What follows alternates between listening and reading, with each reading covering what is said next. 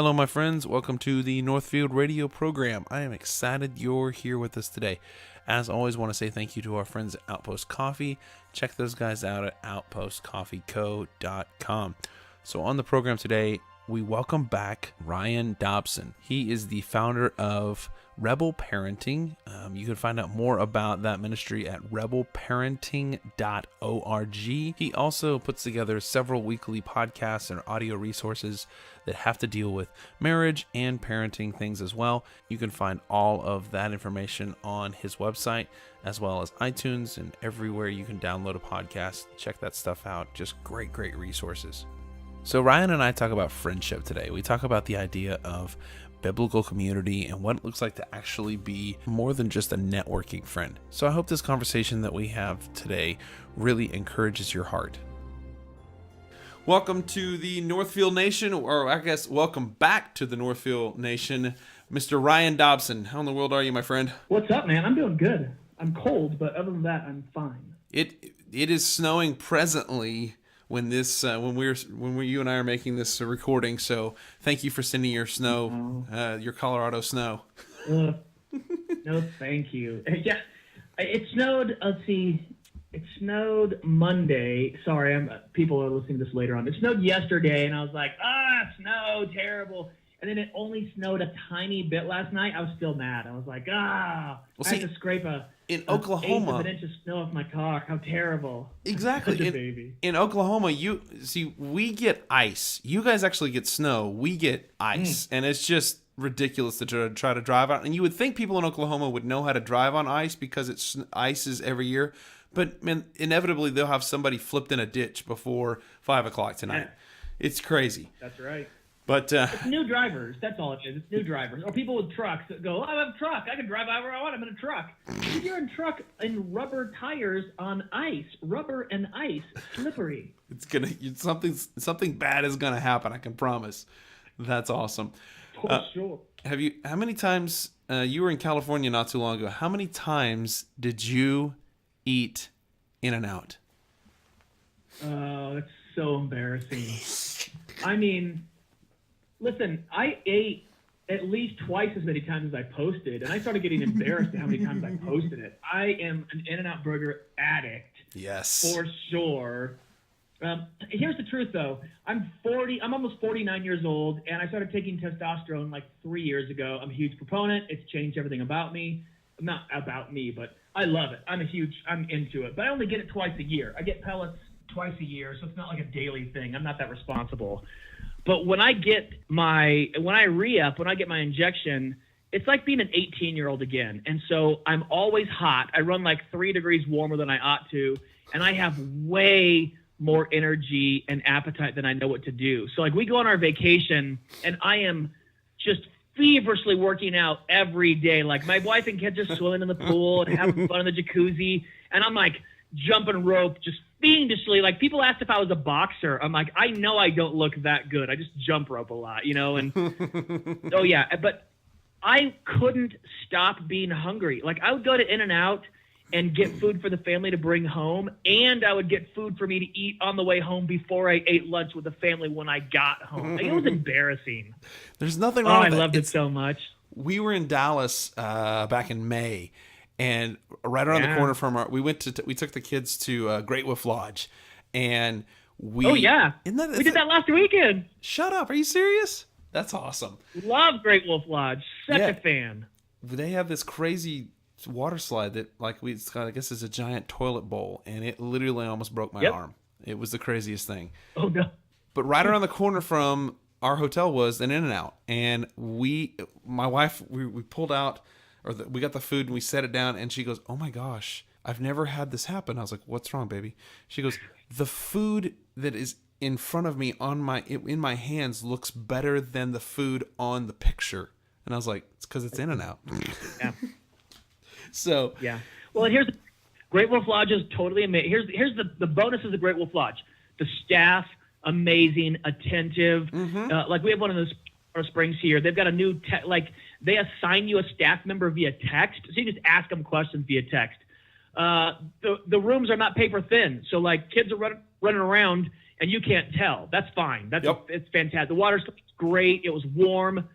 Their food is a dumpster fire. Their food is the worst. Like, you have to try to make pizza that bad. It really is bad. So we just ate out the whole time. Like, we never get the food anymore. Like, their buffet was just like, I'm like, I cook. I know how to cook. You have to work at it to make food that bad. Like, what are you doing, Great Wolf? Everything else about Great Wolf Lodge, so much fun. The food is just ours has a Dunkin' Donuts, though. Does yours have a Dunkin' Donuts? No, it had like a cabana pizza joint and you could. No. Yeah, it was ridiculous. No.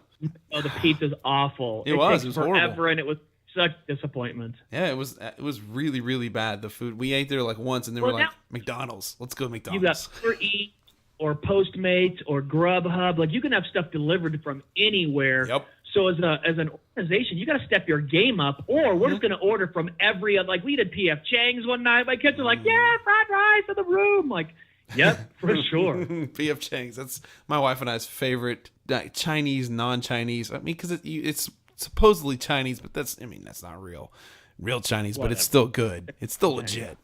It's still.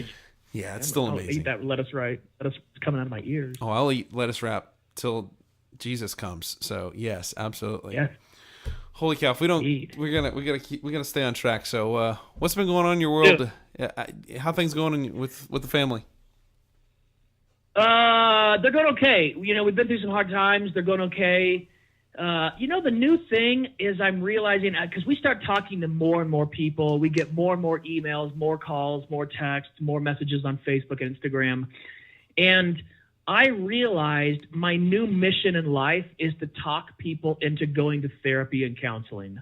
Like, that's my new mission. If you had a colicky baby, go to therapy. If you had a miscarriage, go to therapy. If you had infidelity or found out one of your spouses looking at porn, go to therapy. If you just want to get better at life, go to therapy. Like, I'm trying to think of how many years ago, like 3 or 4 years ago, I got skinny fat. Like, I had this belly, dad bod going on. I was 50 pounds overweight, and I just didn't know what to do. Well, I got a trainer. She lives down the street. She taught me how to eat, taught me how to work out. I lost a bunch of weight. I feel great. A counselor, a therapist is like a trainer for your life or for your emotions. Like, you need to go back. We get the top 3 things we get at Rebel Parenting are pornography, addiction, or infidelity. Yeah. And all 3, especially pornography and addiction, whether it's alcohol or weed or prescriptions or sugar, or you're burying in your screen or Netflix, binge watching, the together alone syndrome of marriages where, you're on your iPad, your wife's watching TV, you're near each other, but you're not together. Oh, you're still alone. That stems from a time in your life where something was happening that you didn't know how to handle, and you didn't have the skill set to handle it. You didn't have the tools to handle it, and you turned to something to self-medicate, whether it was a medication, a prescription, weed, alcohol, porn, food, something, and then you take that with you the rest of your life, and you got to get into therapy and learn how to process your emotions. Yeah. You got to learn how to handle toxic people in your life, and when you do, everyone else in your life rises up. They all but your kids have a better quality of life when you learn how to process those things in a better way. Everything about your life will get better if you go to more therapy. I'm a huge, huge proponent of that today. Oh, I did not know that, but it makes sense. I mean, if we go, if we get a trainer to work out for working out purposes, why in the world will we not do a trainer for our emotions and our, our hearts? Yeah. So that's good. I wanted to talk to you about something that my wife and I saw a Facebook post from you the other. It's been a few months back that you've shared this. You were sitting on a front porch in beautiful Colorado. It was still green when you made this video, and you were talking about having a hard conversation. You went and had coffee with a guy that hit you up that you'd not talked to in a long time, and you had this conversation. You were sitting at this coffee joint having this conversation. You had this tough conversation, and you said, well, listen, we really need to talk about this. And it really struck a chord about like having genuine, authentic, real community and friendship. And I wanted it literally struck a chord. My wife like loved it so much. She shared it and like had this humongous post about this and then shared the video.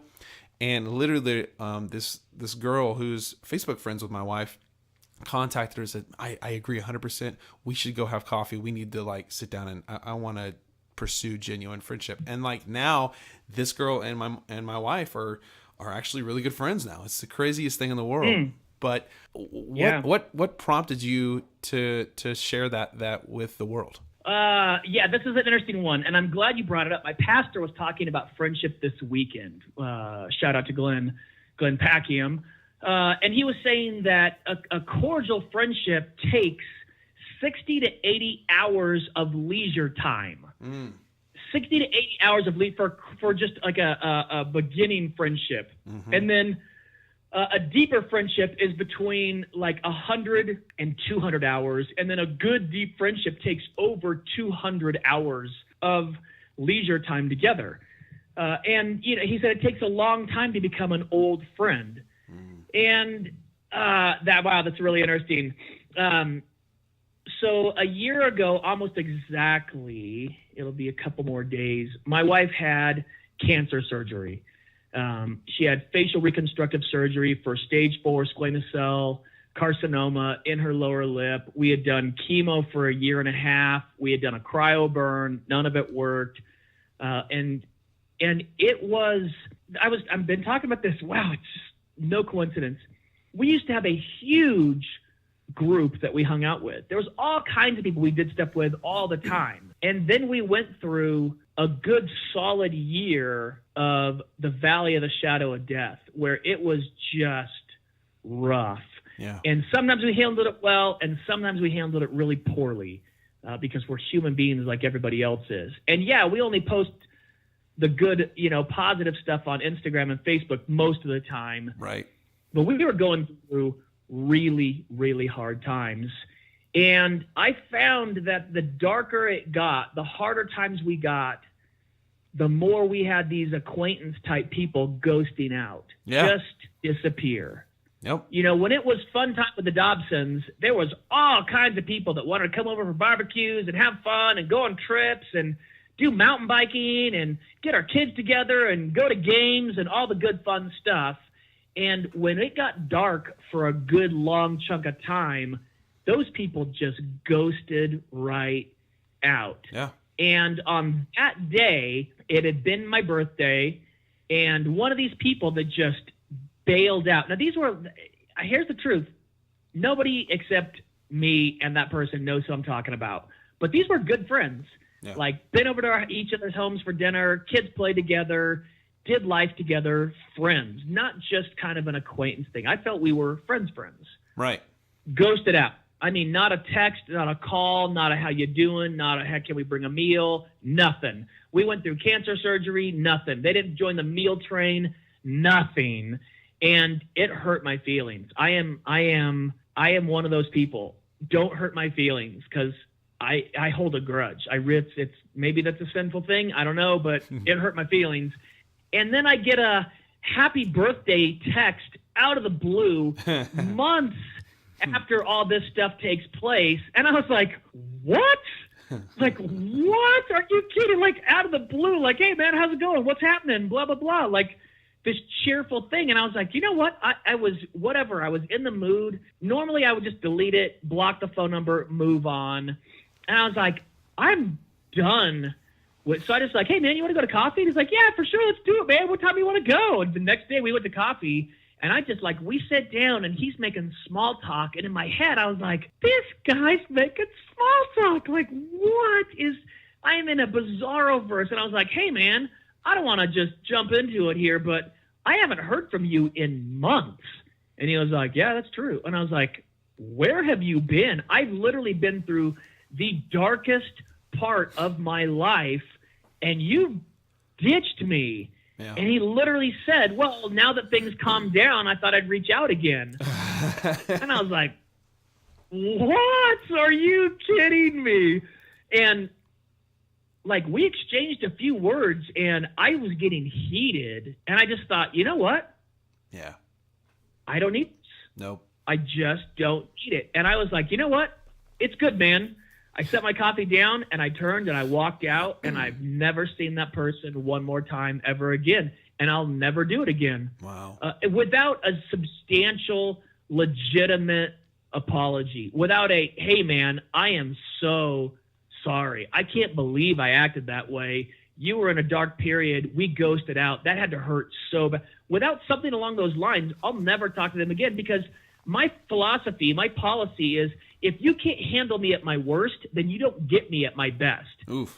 Like, you just don't. Like, I'm a real, I go to therapy hardcore. I really do. Like, my therapist texted me 10 minutes ago. He's like, I got an opening tomorrow. I was like, yes, sir. Yes, I'm in. And he was like, tell me what it means to you to be a friend. And I was like, I boiled it down. I got one qualification. He's like, what is it? I go, throw a punch, take a punch. And he was like, yeah. Excuse me? Yeah. A friend will throw a punch, take a punch. And he was like, what are you talking about? I go, that tells me about a million things about you. Like, if we're good friends, not acquaintances, not we just met, but like my best friend Marshall, he was over yesterday. Marshall, if somebody said something offensive enough about me in front of him, he'd punch him in the face. For sure. I know he would. He's just that kind of guy. Yeah. And if I was in a situation and someone went and attacked me, he would step in for sure. There's no possibility he'd let me just get laid out and not be like, whoa, hey, don't get twisted. Like, I know this guy. And I would do the same for him, for his wife, for his kids. I'd be there in a moment's notice. It tells me about his character. It tells me about how he views loyalty. It tells me about protection. There's a million things I already know about him, but that one comes down. I know about you. I know what it means for you to. He would do that. Here's the crazy part. He would do it for a stranger. If he saw a stranger being attacked, he couldn't just stand by and let it go. Yeah, it's not in his makeup. And that tells me that's a real. Here's the truth, Caleb, I can't go into all of it. We're going through some rough times, like not personally, but there's some stuff going on. And one of my dear friends asked me about it at church a week ago. And this is what I realized.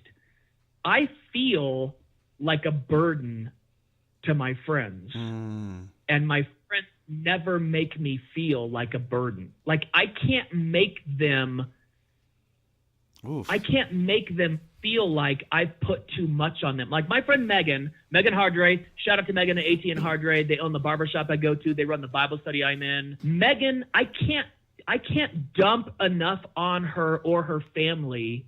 I'm going to cry, to make them feel like, dang, it's a little too much, Dobson. Like, you give us a little too much. Like, it's a little too dark right now. I can't make them feel that way. And yet I feel like, man, I have put so much on you. My best, like, I don't have that many friends anymore, but my goodness, those friends are good friends. Like, I get emotional. They're so great. There's nothing I can't be around. There's no inappropriateness I can't be around them that they're like, no, we want more of this. Like, please, at your worst, we're begging you to come over. We're begging you to come over at your worst. And it's like, I would do anything for that family because of it. There's no length I wouldn't go to because of the ministry they've input into my life. Friendship is Glenn was saying on Sunday, no man has better friend than this, that he'd lay his life down for a friend. These people lay their lives down for us, and I would do the same for them. I absolutely, that's sort of kind of where my wife and I have been. We've seen so often in the church, in our church, just where we think, oh man, these people are, they're in, and then all of a sudden they're gone and they're not there. And just like, wait a second, I thought we were friends. I thought this was, it just feels like I call it networking friends. Like it's like the social network friends. And if I can get something out of you, or you can get something out of me, or just something like that, then everything's good. But just when's the last time you just wanted to come over to the house to sit down and have coffee or just talk? Like when's the last time you wanted to do something like that? And I'm just like, this is the frustrating part about it. Christians are supposed to be different. We should have authentic, real community. Like that's what the Bible's called us to have. And I just feel like so many Christians are not even remotely trying to have that kind of relationship with each other. And it's just, I don't know, it's just frustrating. So that post really resonated. It takes time. It really does. It takes time. Like with guys, women will sit down and look at each other and talk and get deep. And guys will work on a car, or Marshall will come over and we'll talk about barbecuing or grilling and the videos we want to film about barbecuing and grilling when it gets warmer. Or Zach and I will talk about fly fishing and archery. And in those times, we get more vulnerable and more vulnerable. And then, and with guys, it's weird. You get vulnerable with a guy and pretty quickly, either they shut down or they open up. And when they shut down, it's like, oh, well, I guess we're not going to be that close of friends. We'll be acquaintances. Yep. But when it opens up, there's this vulnerability, and vulnerability in 2019 is scary. Yeah, it absolutely. just is scary to be vulnerable, to be honest, to be like, hey, my poop stinks like everybody else's does, and we go through hard times, and my wife and I aren't perfect, and sometimes we get mad at each other, and we need people to talk to about that at times. Yeah, and absolutely. To have people like, we are the same as you, and we also need people to talk to.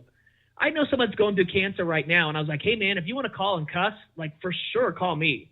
You just want to call and scream about how pissed you are and how angry you are and how you wish you could take the pain and you didn't have to have your kid go through this pain. For sure, there is no level of what you think is inappropriate that I'm going to think is inappropriate. I'll laugh when you do it because I've been there. My friend Johnny Go-To, he knows who he is. When Laura went through surgery a month ago and we were in California and he came and met me at lunch, oh my goodness, I said some terrible things. And he laughed the whole time because he didn't go, oh, Ryan Dobson, president of Rebel Parenting, Christian leader, said inappropriate stuff. Oh, no. He was like, yeah, when my wife was dying, I said all these things too. And it was like, yeah, absolutely. It's when you see your wife in pain, you get crazy. Yeah. And that's just how it is.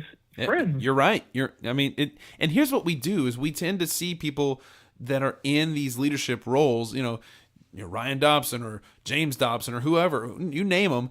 We put you guys on this pedestal, and we forget, hey, you put your pants on just like I do, and we think that that you have this perfect life and everything's great, when in reality you're a human being and you have flaws, you have sin, you have struggles just like everybody else.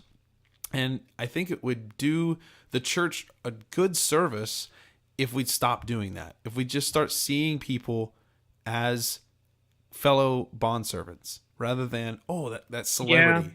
I just think that would go better for everybody. So I don't know. It's crazy. Would. I want to give people a break too, right? I posted something just not long ago. It says, don't judge people for sinning differently than you do. Exactly. And it's such a mirror in my face. I get it. And I tell you what I get. I feel responsible, I need to be able to help people. And there are many, many times where I'm like, oh, I got nothing. I'm so sorry. I wish I had something for you. I wish I had just pearls of wisdom to bestow on you. It's going to make it better. And I can't. It's terrible. Oh my God. I took someone to their first AA meeting and I was like, I'm just glad you're not cheating on your wife. And he's like, oh no. And I'm like, I'm not saying this is going to be hard and it's going to be terrible. And you might fall off the wagon and it might get worse and all those things, but I can be with you in this for sure. You know, it's not everybody either. We want it to be everyone accepts everyone exactly the way they are. It's not that way. It does take time. Yeah. But if you are taking that time, you have to understand that you're making commitments with your time that people want to cash in on sometimes. When you spend that much time with people and they go through a hard time, they will be leaning on you. Yeah. And you need to expect it, whether it's difficult for you or not. Hey, these people need you.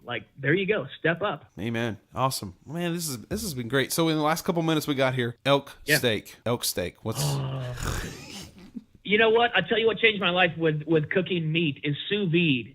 Sous vide is where you vacuum seal your meat with seasonings in a bag, and then you put it in a water bath. I was explaining to my dad last night. He's like, you boil the meat? I'm like, no, you don't boil it. Boiling is 212 degrees. I cook steaks at 130 degrees. And he's like, you put the meat in water? I'm like, no, you put the meat in a bag, and you seal the bag, then you put the bag in the water. And he was like, it took a while to explain it, but that's what it is. I take any steaks, elk, venison, antelope, beef, whatever. I season it. I'm basic. I do salt, pepper, garlic powder, except for Marshall because he doesn't like garlic. So I just do salt, pepper for Marshall. And then I seal it in a vacuum bag, and I put it in a circulator. Wait till a sale comes on. Don't spend $200-$300 on a sous vide circulator. Spend like $60 on one. I'm telling you, you set that temperature. Like I did it for my parents last night. They were stoked, and they gave me the greatest compliment. They went to a Ruth's Chris, which is like a crazy expensive steakhouse, and they were complaining at how terrible their steak was. And my dad goes, Ryan, I'm not kidding. Your steak is way better than theirs. And I was like, oh, ultimate. I'll cook you steak every day for that compliment. That's awesome. Very cool. Yeah. If you don't know, you check out Ryan's Instagram page. You want to plug that? What's your Instagram page? James Ryan Dobson. Here's the thing with elk. With wild game, there's no fat. Yeah. Right? They're out in the wild. There's hormone-free, antibiotic-free, running wild, dodging predators. Like they are lean. Antelope is lean. Venison is lean. Elk is lean. And so you can dry that stuff. On Thanksgiving, I hadn't been doing sous vide, and I smoked some elk. Oh, it was terrible. I ruined it. It was dry and tough. It was like jerky, except terrible taste jerky. Sous vide, you cook that at 130 for like 2 hours, and it doesn't rise above 130, and then you sear it in a cast iron with some butter, some avocado oil, or on a grill for